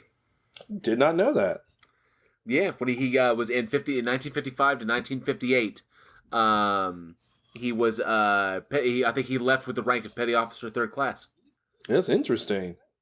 I mean, he's been just insane. Just an insane career. I was sitting there, I was scrolling through just so much stuff that he's worked on. He was part of the Hellraiser franchise, also part of the Pumpkinhead franchise. He was the father in the first Pumpkinhead. God, he was good. Yeah, he was really good. Man. Yeah. He actually did the voice in When a Stranger Calls, the 06 version. Oh, no shit. Yeah. Oh, that's fucking cool as hell. That I did not know. I guess I must have missed that one. It's just wow, incredible. I have to admit, I really, really enjoyed. Okay. I liked him in Millennium as Detective Frank Black. I thought it was, from everything I've seen him in, because all the obviously the crazy character roles that he has played. If we're talking about, God, there's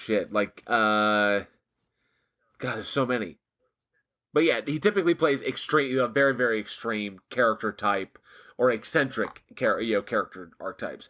With the wild look or the crazy laugh or various things like always getting down and dirty with those kinds of characters. But Frank Black, I honestly think was the closest we had to see to Lance Henriksen getting to play a role like the rest of us get to play, like normal stuff. There's weird, crazy stuff going around, but he was just a normal guy. I loved seeing him get the opportunity to play a character that was more down to earth. He's a detective. He's got his normal life, and then he gets wound up in this involved with this cult and starts investigating this weird shit going around that's heading towards what could be the apocalypse. Coming at the end of the millennium. So I loved how Chris Carter cast him in that. I thought it was some of his best work, and of course, a highlight for me was the crossover Millennium and the X-Files when Scully and Mulder go and meet Frank Black. So that was a good denouement for the character because I believe that was the last we saw of him. That was a way to wrap up his storyline. He gets his daughter back, and they get to go and have Christmas together. But God, I've loved him in everything. Obviously, everybody knows him as Bishop. I'm sorry, I was just going through when the alien queen tore him in half, and he's just not bad for a human. He's all good, but he's also done a ton of voice work. He's got the distinctive voice. He's done a ton of voice work, and he's also an artist. Oh, that's cool. I didn't know that. Because before he became an actor, he was a muralist on ships. I didn't know that. Yeah, doing the artwork on ships, and he's also a pretty from what I say, he's a pretty damn good sculptor. Looking too, at some of his art because he typically does clay work. Yeah, I had to check out some of it. So really, really rich. I mean, just a rich life that he is. He's worked with everybody in the industry. I don't think there's a soul he has not worked with. And I've seen him in tiny little movies to obviously he's run the gamut. I mean, that's the kind of career I think any actor strives for. Is to shoot for, and of course he's willing to take risks. He's constantly in the zone with every character that he does. I've never seen him give a weak performance in my life. He's got a lot of new stuff. I have such respect for him, and I love him to death. I love that he's still working to death. Definitely though. Yeah, with his with his first credit was like 1961. I think that was his first. Yeah, 1961 was his first credit, all the way up to today, and he's still making stuff, constantly busy, no break in between, or a sabbatical or something like that. Just constantly churning out stuff, and he's constantly churning out good stuff, which is hard to do. Yeah. Nice. Oh shit, that's the connection. James Cameron, yeah. He was in Piranha 2. It was directed by James Cameron, and that's probably what got him into. Same with that's probably what got him into Terminator, and then of course in Terminator you had Bill Paxton, and then Bill Paxton obviously showed up in Alien. So Cameron would find solid talent, he would reuse them. Obviously he was in Cameron. There's a lot of money in that stable, so which is a good stable to be in.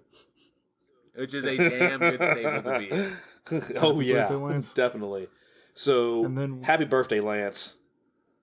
Happy birthday, Lance. Yes, our in memoriam this week is... And we have in memoriam also. Born May 9th, 1955, and unfortunately due to AIDS-related complications with pneumonia, of course he ended up contracting AIDS from a blood transfusion, actually, HIV, and he passed away April 10th, 1991.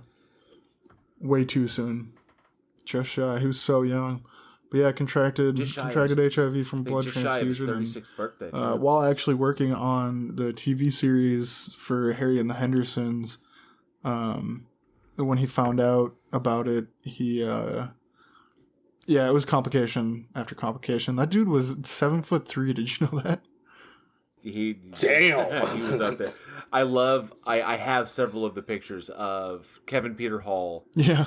And in full costume on Predator, standing next to Arnold Schwarzenegger, just to get the scale. How of course, obviously played Predator and Harry and the Hendersons. I thought it was really cool that there was a little note. There was a movie called Prophecy about it was an eco horror film about like pollution and shit, mutating the animals, and there was a giant mutant bear in this film, and just really gross, just like pink, no hair, just blah, walking around, just murdering people and shit. And he was the bear. Cool. Didn't know that. I did not know that. I thought that was sweet. How did you get in the industry? I was a bear. I was a sweaty mutant bear because that thing was wet like all the time. So gross. But yeah, so that's where he kind of kicked it off. He was the mutant bear in Prophecy, and then he pretty much made sadly an all too short career just bringing the monsters to life. He worked with Tom Hanks in Mazes and Monsters. During the time of we actually made references before, during the time of the Satanic Panic, when everybody was up in arms against all things fantasy, and they made a movie called Mazes and Monsters, which was supposed to be an attack on D&D. But he played, I think, there was like a dragon monster in it called Gorville, like this monster at the end of the maze, and Tom Hanks plays this guy who's like way too into the game. And he plays it beautifully, as only Tom Hanks can do. But eventually he goes down into the dungeon and he meets he sees this big ass monster. It's all in his fucking head, but the monster was played by Kevin Peter Hall. Yeah, I mean it's hard because his career was so short, but he was so great in it. I mean, just and then of course Predator, Harry and the Hendersons, the monster from Monster in the Closet. So cool. I love that producers were willing to take a chance, because you think about it, 1986 in Predator. So originally it was going to be Jean-Claude Van Damme who was in that role as the hunter. He's so glad. Right. And it was a chance meeting because obviously Van Damme is not that big, and of course the suit wouldn't have been very the suit wouldn't have been very large. It just would have looked weird. And of course, Van Damme hated it. It was, it was hard to work in. He couldn't stand it. And it was a chance meeting in between. I think it was Stan Winston and James Cameron were on the same flight. And Cameron is the one who recommended that the Predator have mandibles, when Winston was trying to do the redesign because the hunter that they designed was not working. They're like, oh, this sucks. This is not going to work. I need something new. So he's sitting there on the plane trying to do this. Fuck you, and James Cameron is there too. And Cameron was like, oh, you should give it mandibles. And that's what we had. And then we got the Predator. And then from there grew the idea that maybe, what if it's not what if it's not like faster than, like, you think about Arnold Schwarzenegger, big, strong, but he's slow, and then you think about Van Damme, smaller, leaner, but fast as shit. Instead of being fast, what if we just make it bigger and stronger than Schwarzenegger? Schwarzenegger was strong as fuck. Let's do a scene where this fucker's just like picking Schwarzenegger up like he's nobody's, like he's nothing. Kevin Peter Hall. Make him huge, make him bigger and badder than Schwarzenegger, and boom, Kevin Peter Hall, who I think played that role, despite the fact that he could. I read that he could barely see out of the helmet. He had no peripheral vision. He had to choreograph and memorize his blocking before he put the mask on, before he put the actual helmet on, because he couldn't see. So he had to so he was going by feel the entire time, until he takes the mask off, and then you could see his eyes. But yeah, I mean the talent in this guy, just I would say the instinct to bring these creatures to life, just the connection with his own body and movement. Because he sold that, because without saying a word, you knew so much about the Predator. You knew that he was hunting them from sport. And the challenge, which I love that concept, because you have so many killers. Oh, they're just mindless killers, or they just eat people, or something like that. But the fact that he hunts, that he's sentient and aware. And it all came in the movement. It all came in his body. Exactly. Yeah, that's the same credit I give acting type to Kane Hodder with Jason. Yeah, I think there's a natural instinct, just a natural ability, just a mind-body connection. I don't want to talk woo here, but just awareness of the body. The ability to move, to emote with the body's voice.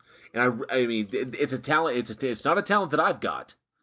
And I know what it is, but I don't have that kind of awareness. And I know, and a few actors. I know one actor who does. His name is Ivan Jones. He does predominantly theater. I believe he just came off the Broadway circuit. There's nothing that man can't do, physically. I remember the crazy shit he did. I was in a production of Midsummer Night's Dream, and he played Puck.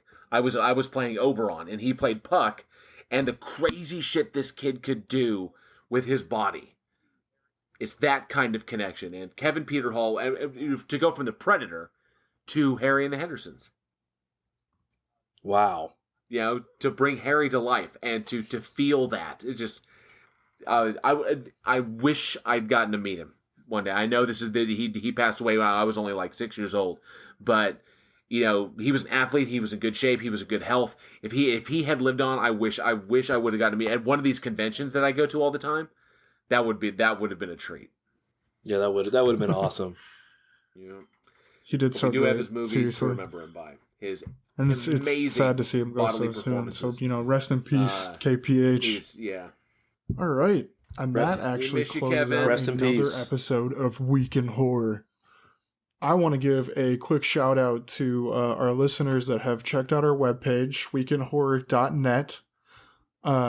We have recently revamped that a little bit, so if you want to go check that out, you can get all your info you need from there. You can check out our episodes, our bios.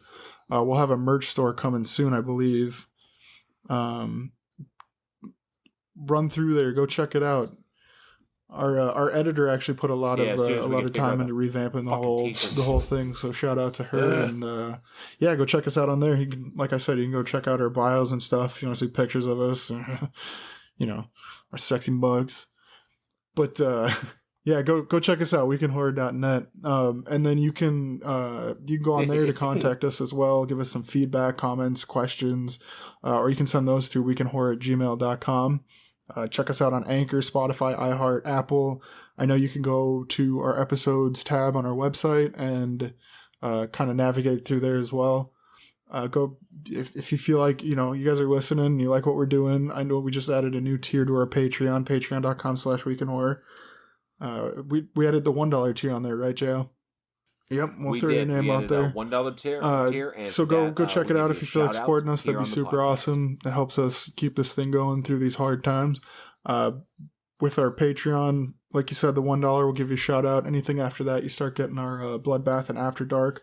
Our Bloodbath being when we pit two horror icons against each other in a battle to the death. And we announced earlier that we're going to be doing the Carr and Christine this month for this month's Bloodbath. And then our After Dark is our special guest we'll have on after the show. We'll sit there and talk with them. And we have a Patreon tier where you can send us questions to ask the special guest for that month. Check us out on Facebook, Week in Horror. You get our daily splatter there, a little bit of horror history every day. And then Twitter, we do the same thing at Week in Horror. So go check us out on those social media platforms. Come say hi on the website. And, if you feel like it, donate $1 or $2. And, come back and see us next week. I'm Alex. I'm Eugene. I'm JL. And we will see you all next week. And as always, stay scared.